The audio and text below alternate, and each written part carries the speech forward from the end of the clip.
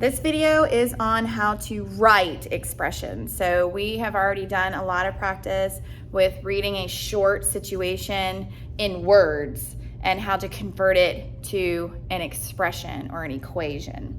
And some of those words have been kind of tricky this year, but I think we've, for the most part, worked them most out.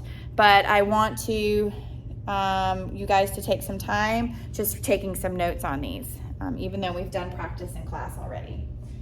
With our spiral review. So the first thing is words that mean to add, okay? So do I need to bring this down a little bit? I can see it on mine, but I don't know if you can see it on yours. Okay.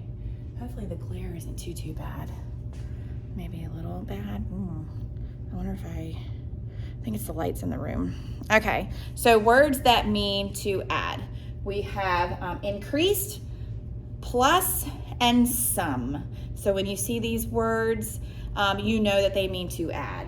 So you should have that operation in your equation when you write it. And words that mean subtract, we have less than, the difference, and decreased. So when you see these words written in the situation, you know that you should have a subtraction operation in your equation. So if you see these, you better have that adding sign in your equation. If you see these, you better have that subtraction sign somewhere in your equation. So good things to note. So here's some examples. The only examples I really wanted to put in here was the ones for the subtraction. This was the one that really trumped you guys in our review when we've been working in our spiral review, so I just wanted you guys to take notes on it. So here's the example. It says to write an expression to show 4 less than the sum of g and 5. Well, less than means subtract, so you should definitely have subtraction in your equation, and sum means to add. Okay, so you should see subtraction and you should have addition. Problem is, now you gotta figure out what is what. What's happening to what? What's being subtracted and what's being added.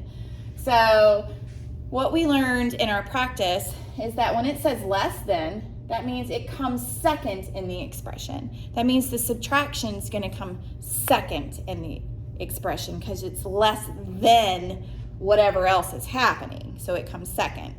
So that means that the sum of g and 5 means to add g and 5, and 4 is less than it. So that is the expression for this situation. Now, I wanted to show you one that was an example of where the subtraction comes first. So it says, write an expression to show 4 decreased by the sum of g and 5. So here we have decreased, which means to subtract, and we have sum again, which means to add. So when you see decreased by, it means this time it should come first in your expression because you have something and it's being decreased. So you have a starting point that's going to get smaller. How is it going to get smaller? By whatever the sum of this is. So the sum of g and 5 is g plus 5, and 4 is being decreased by it.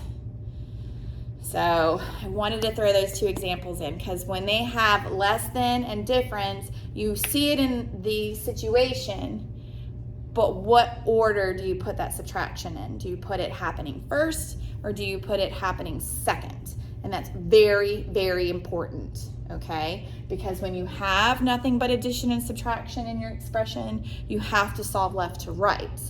So if I put my 4 first, I would get a very different answer than if I put my 4 second. So it's order matters with subtraction and division. So we have to make sure we get them in those right orders, and we have to understand what the words mean. So that's addition and subtraction. So now we have words to multiply and words to divide. So some multiplying words mean factor, product, and this word, new one, coefficient. And I've started using this word in math class, a coefficient. And then words that mean to divide, quotient. And then you have your quotient words, dividend, divisor. So these are good words to know, so you know what operations to do. Here is some other words to know. The word term. A part is a part of an expression that can be added or subtracted. So when you're working out those long expressions using your order of operations, each part of that expression is called a term. Okay, so when I have 7g plus 8h plus 3, each of those parts being added is a term. So my terms would be 7g is one term, 8h is the second term, and 3 is the third term. So that's a new word. The other new word we see here is a coefficient. So a coefficient is just a constant factor. It doesn't change. It's always going to stay the same. It's always going to be there, and it's usually attached to a variable. So if you have an example is 4m, which is 4 times n, 4 is the coefficient. It's the constant. The m could change. The m could be 1, 2, 3, 4, but the 4 will always stay a 4. So we call that a coefficient. And then the variable is the m, because the variable can vary. It can change. All right, so here we got some examples, and I got 4 of them here for you to kind of copy down just as good practice, okay? So one example is 6 times b. Well, 6b, okay?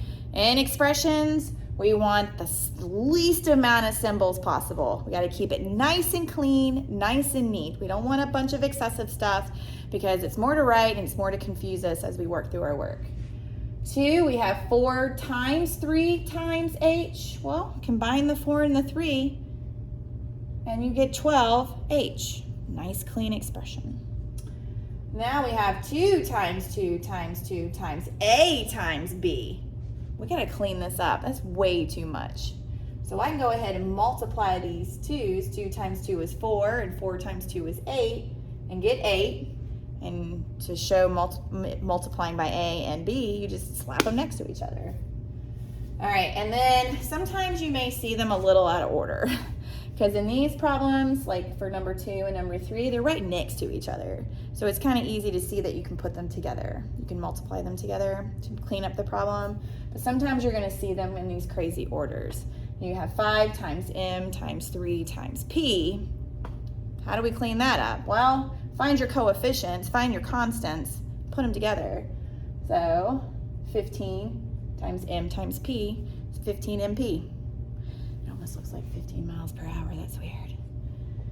Anyways, so we will definitely do more practice with writing expressions and how to clean them up once we figure out what we're supposed to be doing based off the words, cleaning it up, making it look pretty.